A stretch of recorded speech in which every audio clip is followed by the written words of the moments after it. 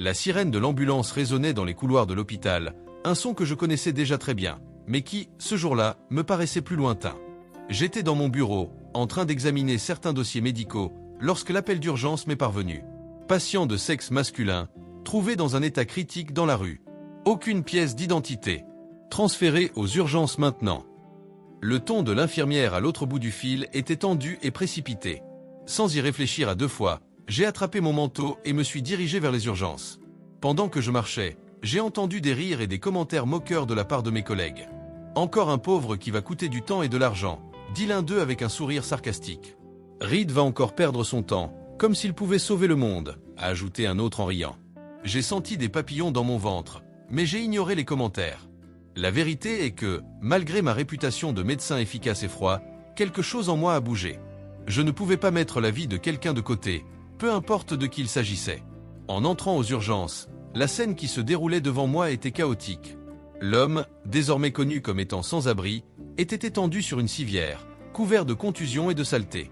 Son visage était pâle et je pouvais voir que sa respiration était irrégulière.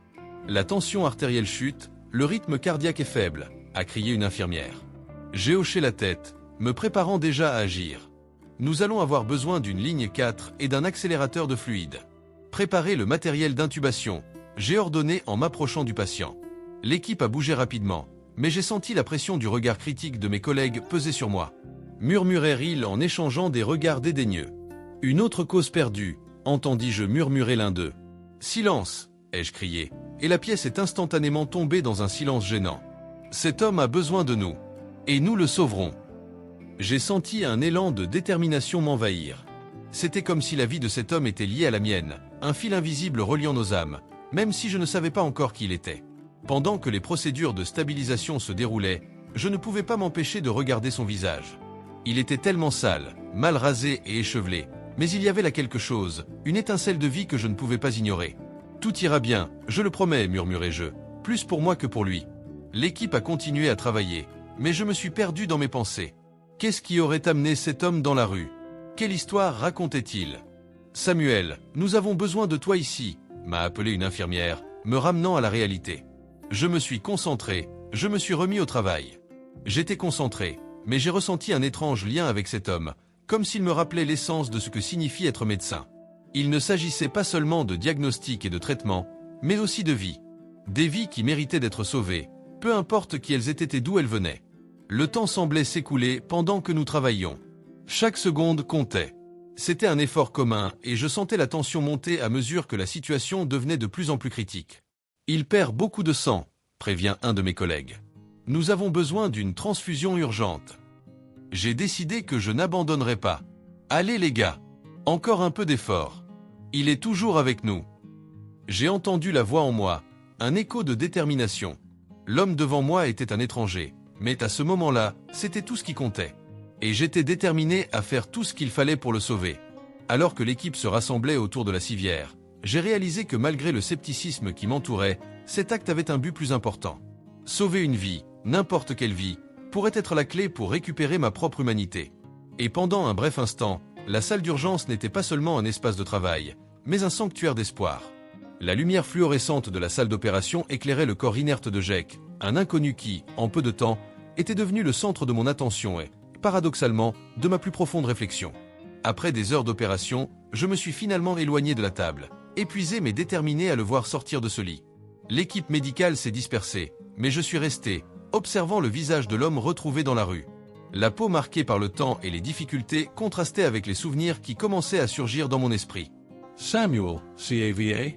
La voix de Lisa, l'infirmière, interrompit ma rêverie. Je la vise d'un air inquiet, les mains jointes devant son tablier. Son inquiétude était sincère, et elle m'a fait réaliser à quel point je m'étais éloigné de toute empathie jusque-là. Oui, juste, je réfléchis, répondis-je, toujours plongé dans mes pensées. Qui était Jake avant tout ça? Je ne sais pas, dit-elle en s'appuyant sur la table pour se rapprocher. Mais il s'avère qu'il avait une vie très différente. Les ambulanciers ont mentionné qu'il était un artiste, quelqu'un de talentueux. C'est triste de voir à quel point la vie peut changer ainsi. Ces paroles ont résonné en moi. Un artiste. L'idée que cet homme, désormais presque méconnaissable, avait autrefois exprimé son âme à travers l'art m'a fait chavirer le cœur. Un artiste. Et que lui est-il arrivé? Je ne connais pas les détails, mais les rues ont ce pouvoir de consumer les gens, a déclaré Lisa en regardant Jake avec compassion. C'est comme si la société l'avait oublié, et lui-même l'avait oublié. Ces paroles ont pénétré mon esprit. J'avais passé des années à l'hôpital, traitant des maladies, des blessures et des symptômes, mais je n'avais jamais pris le temps de réfléchir à l'histoire de chaque patient. Le poids de la vie que chacun portait. Qu'est-ce qui a conduit Jake à cette situation? Je m'étais tellement concentré sur la guérison des corps que j'ai oublié de guérir les âmes. Pendant que Jake récupérait, j'ai commencé à me concentrer sur sa connaissance. Pendant la journée, je passais du temps à son chevet, lui parlant, même s'il était inconscient. Je voulais qu'il sache que quelqu'un s'en souciait. Mais j'ai aussi commencé à explorer les journaux que j'avais trouvés dans son sac à dos, véritable trésor de pensée et d'expérience. Les pages étaient usées, mais les mots brillaient encore de l'intensité de son histoire, pleine de passion, d'amour et de tragédie. « Regarde ça », ai-je dit à Lisa, en montrant un clip dans lequel Jake parlait de ses premières expositions d'art. Il avait des rêves. Il voulait changer le monde avec son article. Et il le peut toujours, répondit Lisa en me regardant avec espoir. Peut-être qu'il a besoin que quelqu'un croie à nouveau en lui. Chaque jour qui passait, je me retrouvais de plus en plus immergé dans l'histoire de Jake. Sa lutte contre ses démons intérieurs, les pertes qu'il a subies et l'amour qu'il avait laissé derrière lui. Un après-midi, alors que j'organisais les journaux, Lisa entra dans la pièce en apportant du café. « Samuel, tu t'impliques trop. N'oubliez pas qu'il n'est qu'un patient, dit-elle d'un ton prudent. « Je sais, répondis-je, essayant de me convaincre. Mais je ne peux pas ignorer ce qu'il représente. Chacun de nous est plus que l'image que nous montrons au monde. » Lisa m'a regardé avec une expression compréhensive. « Vous en êtes sûr. Nous avons tous nos luttes. Mais n'oubliez pas aussi de prendre soin de vous. » Ces mots résonnaient dans mon esprit. J'étais devenu tellement obsédé par l'idée de sauver Jake que je négligeais ce que cela signifiait pour moi. Qu'est-ce que je voulais vraiment? Que avais-je laissé de côté dans ma propre vie? Cette nuit-là, alors que les bruits de l'hôpital s'estompaient et que le silence s'installait, je me suis assis à côté de Jake et je lui ai parlé, comme s'il pouvait entendre. « Tu sais, Jake, je suis aussi perdu sur certaines choses. Je me suis attaché à la froideur de la médecine. Mais toi, tu m'as appris que chaque vie a de la valeur. Que chaque histoire mérite d'être racontée. La connexion qui commençait à se nouer entre nous était inattendue. Je savais que le voyage de Jake ne faisait que commencer, tout comme le mien. Et d'une manière ou d'une autre, j'espérais qu'ensemble nous pourrions retrouver l'humanité qui s'était perdue. Alors que Jake commençait à se rétablir, j'ai réalisé que quelque chose en moi avait changé. Les heures passées à ses côtés, à écouter ses histoires et à observer ses interactions avec l'équipe, m'ont fait réévaluer ce que signifiait réellement être médecin. Je ne soignais pas seulement des maladies, mais des vies, et chacune d'elles avait une histoire unique, un poids d'expérience qui ne pouvait être ignoré. Un matin, alors qu'elle examinait les dossiers des patients dans la salle de repos, Lisa entra avec le sourire aux lèvres. « Samuel, as to vu comment va Jake? » « Il fait vraiment de gros efforts en physiothérapie, dit-elle avec enthousiasme. « Je l'ai vu, répondis-je, essayant de cacher à quel point j'étais émotionnellement impliqué. Il fait vraiment de gros efforts. C'est bien pour lui. » « C'est plus que ça, répondit Lisa en s'asseyant à côté de moi. Avez-vous vu comment les autres infirmières se rassemblent autour de lui? Il a apporté de la lumière à cet endroit. Les gens se rassemblent pour l'aider. Je ne pouvais pas le nier. La présence de Jake avait changé l'atmosphère de l'hôpital. Lui, qui n'était auparavant qu'un patient inconnu, était désormais presque un symbole d'espoir. Ce qui a commencé comme un effort solitaire de ma part pour le sauver s'est transformé en un mouvement collectif. L'équipe s'est impliquée dans son rétablissement, lui apportant des livres, du matériel artistique et organisant même de petits événements pour le motiver. « Tu sais, Samuel, tu as changé aussi, » dit Lisa en me regardant sincèrement dans les yeux. « La façon dont vous traitez les patients est désormais différente. C'est comme si vous établissiez un lien avec eux comme vous ne l'aviez jamais fait auparavant. » Je restais silencieux, réfléchissant à ces paroles. C'était vrai. J'étais devenu plus attentif, plus présent. En regardant Jake, j'ai compris qu'il ne s'agissait pas seulement d'un cas clinique. C'était une personne, une âme qui avait affronté beaucoup de choses. « J'espère que Jake trouvera un moyen de revenir, » murmurai-je, plus pour moi que pour elle. Au cours des jours suivants, Jake a continué à surprendre tout le monde. Sa détermination était contagieuse. Il a commencé à s'asseoir dans un fauteuil roulant et à essayer de dessiner avec les stylos que nous avions apportés. Un jour, alors que j'entrais dans sa chambre, je le trouvais concentré, les yeux fixés sur un croquis qu'il était en train de réaliser. « Salad, Jake. »« Qu'est-ce que tu dessines ?» ai-je demandé, curieux. Il leva les yeux, un sourire illuminant son visage. J'essaie de capter la lumière qui entre par la fenêtre. C'est comme si le monde extérieur me rappelait. J'ai été touché. Tu as vraiment un talent incroyable. Je suis impressionné. Merci, Dr. Reed. Cela signifie beaucoup pour moi. J'ai toujours aimé dessiner, mais, eh bien, vous savez à quel point la vie peut être compliquée, dit-il, son regard se détournant un instant. Oui, répondis-je, me souvenant de mes propres complications et choix dans la vie. Mais tu es là maintenant, et c'est ce qui compte. Travaillons là-dessus ensemble. L'amitié qui se nouait entre nous était indéniable. Parfois, je me demandais comment ces mots et son art me façonnaient. Il était devenu une source d'inspiration, non seulement pour moi, mais pour toute l'équipe. Les infirmières ont commencé à décorer le couloir autour de leur chambre avec leurs œuvres d'art, créant ainsi un environnement accueillant et dynamique. Un après-midi, alors que nous organisions un petit événement pour célébrer son rétablissement, un artiste célèbre qui admirait Jake s'est arrêté à l'hôpital et a décidé de lui rendre visite. Lorsqu'il entra dans la pièce, l'atmosphère changea instantanément. « Jake, c'est toi ?» s'exclama-t-il, les yeux brillants de reconnaissance. « Je n'arrive pas à croire que tu es là. Vos œuvres ont été une inspiration pour moi. » Jake était abasourdi, la bouche ouverte sous le choc. « Je ne savais pas que tu connaissais mon travail. Comment pourrais-je ne pas le faire? Votre talent est impressionnant. Il faut que vous vous remettiez à créer, mon ami. » La conversation était fluide et la joie était palpable. J'ai regardé, mon cœur réchauffé par la réalisation que non seulement Jake, mais nous tous là-bas, redécouverte l'humanité au milieu d'un environnement qui semblait souvent froid et impersonnel. Le lien entre eux était évident et j'avais l'impression d'assister à une renaissance non seulement pour Jake, mais pour nous tous. Ainsi, dans cet hôpital de New York, au milieu des urgences et des délais, j'ai appris que la vraie médecine ne réside pas seulement dans la guérison, mais aussi dans la connexion. Et en regardant Jake, désormais entouré d'amour et de soutien, j'ai compris que chaque vie, quelle que soit son histoire, mérite d'être sauvée et célébrée. La salle de physiothérapie était éclairée par une douce lumière entrant à travers les fenêtres, tandis que le bruit des équipements de rééducation résonnait en arrière-plan. Jake était assis sur une chaise, ses mains tremblant légèrement alors qu'il essayait de s'équilibrer. Je l'ai observé attentivement, le cœur serré par un mélange d'espoir et d'inquiétude. Il avait traversé tellement de choses et je savais que le chemin vers le rétablissement serait semé d'embûches. « Samuel, tu penses vraiment que je peux encore faire de l'art ?» Sa voix était un murmure, presque perdu dans le bruit ambiant. Je pouvais voir l'insécurité dans ses yeux, le poids du passé qui l'étouffait encore. « Jake, tu as un talent incroyable. L'art n'est pas qu'un savoir-faire, c'est une manière de s'exprimer, de se libérer. Je crois en toi, répondis-je, essayant de transmettre une confiance que je n'étais pas sûr de ressentir moi-même. Un silence s'établit entre nous tandis qu'il regardait le sol en réfléchissant. C'est juste que, je ne sais tout simplement pas si je pourrais à nouveau affronter tout cela. Les souvenirs, la douleur. Soupira-t-il, la voix brisée. Parfois, il est plus facile de se cacher. Je comprends. Mais réfléchissez à ce que l'art signifiait pour vous. Pensez à la façon dont cela pourrait être un refuge, une forme de guérison. Nous n'avons pas besoin de courir, nous pouvons y aller étape par étape, dis-je en essayant de l'encourager. Jake leva les yeux et il y eut une étincelle de détermination en eux. Pensez-vous vraiment que vous pourriez m'aider à monter une exposition? Montrer à nouveau mes œuvres? Absolument, Jake. Je vais y arriver. Je pense que cela pourrait être un grand pas pour vous, ai-je déclaré, sentant une vague d'enthousiasme monter en moi.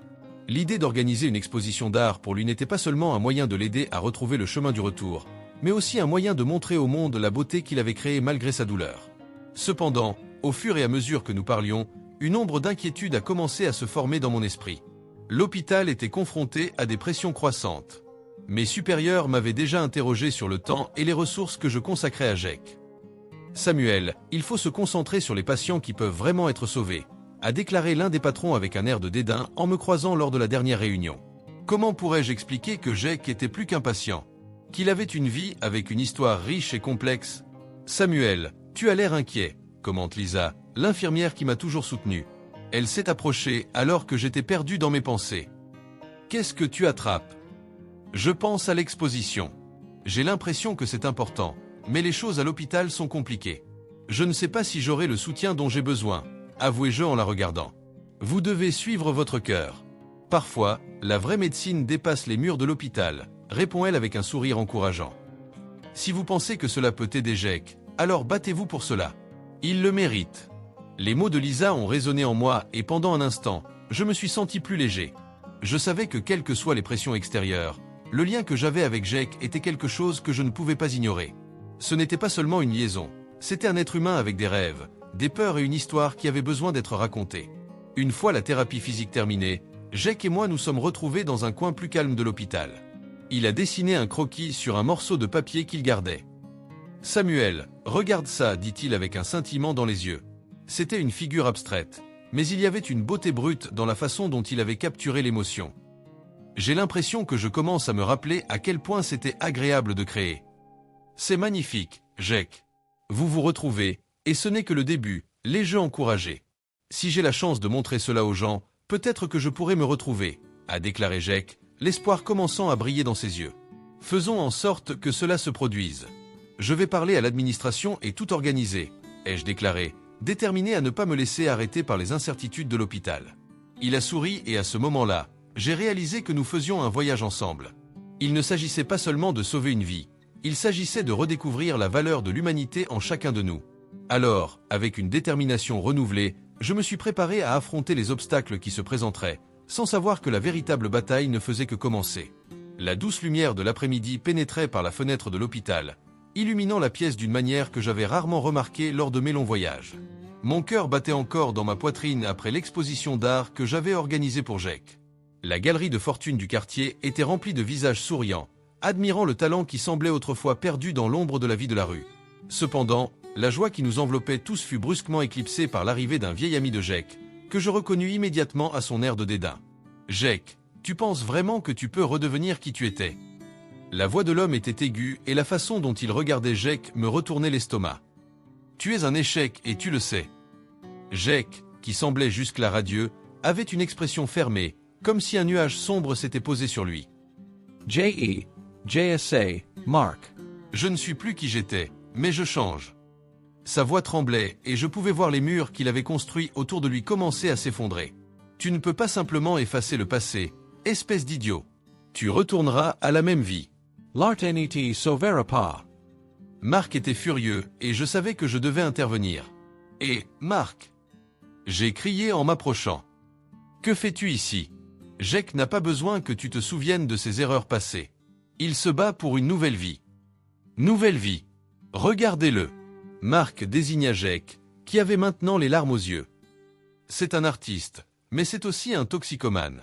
Et vous, docteur, pensez que vous pouvez sauver tout le monde avec votre empathie? Ce n'est qu'une illusion. Ces mots ont résonné en moi et pendant un instant, je me suis retrouvé à vaciller.